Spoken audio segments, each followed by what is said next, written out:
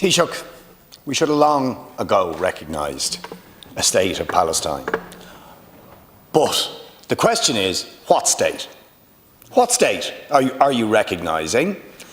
And are you simultaneously legitimising the ethnic cleansing of historic Palestine when you talk about the two-state solution? I mean, I find it ironic that people who are for a united Ireland, who call themselves Republicans, who would never dream of endorsing a two-state solution in Ireland, are for endorsing a two-state solution in Palestine. The partition of Palestine. Forever. After the ethnic cleansing of the Palestinian people in 1948, now being ethnically cleansed again, and by a state that has now shown itself capable of genocide. Not only apartheid, not only ethnic cleansing, but genocide, and you still think this is some sort of normal state. Would we have been in favour of a two-state solution in apartheid South Africa? No. Would we have been in favour of a two-state solution in occupied Vietnam? No. Would we have been in favour of a two-state solution in occupied Algeria? No. Are we in favour of a two-state solution in Ireland? No. But we're in favour of a two-state solution in Palestine, which legitimises the ethnic cleansing. What about the Palestinian right to return under international law?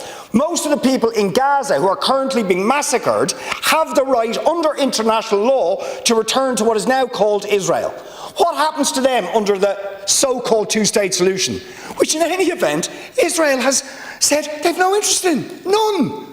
Everything they've done has shown that was a smokescreen. It's a deception. It's institutionalising apartheid. Now, what I'd like to hear people say is, we are for the dismantlement of apartheid. The dismantlement of apartheid, dismantlement of illegal occupation, the right of Palestinians to return, and for a free and independent Palestine where Jew, Christian and Muslim can live together as equals. Well, I want to thank colleagues for their contributions, and I join with Deputy Haughey and others in very much welcoming the overwhelming vote at the UN General Assembly in relation to ensuring that Palestine can and should be a member of the United Nations. And I want to also take this opportunity, Lasca and Corda, to commend our own diplomats at the United Nations, led by Ambassador Mythen, for the incredible work they do in speaking up for Ireland, but also speaking up for human rights, speaking up for the rule of international law as well. And I think they did us proud this week as well. So we very much want to assure you, we want to assure everybody that we continue our efforts, myself and the Taoiseach, to recognise the state of Palestine, because I do believe recognition now can help. Again, it's a statement of fact that 4 countries, well, Slovenia, Malta, Ireland and Spain, have publicly said in various fora that they wish to recognise the state of Palestine. I'm very conscious that each country has its own processes to go through, so the sequencing of that is a matter for each country to consider. But I am confident that there are a number of countries, including whom I've named there, that have publicly stated their wish to do this. I've spoken to the Slovenian Prime Minister this week. I hope to speak to the Maltese Prime Minister this week. I hope to speak to the Norwegian Prime Minister in the coming days. I'll speak to the King of Jordan tomorrow.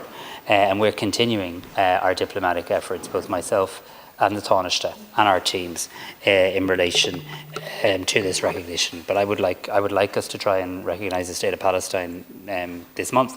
But I do want to try and see if how coordinated we can be.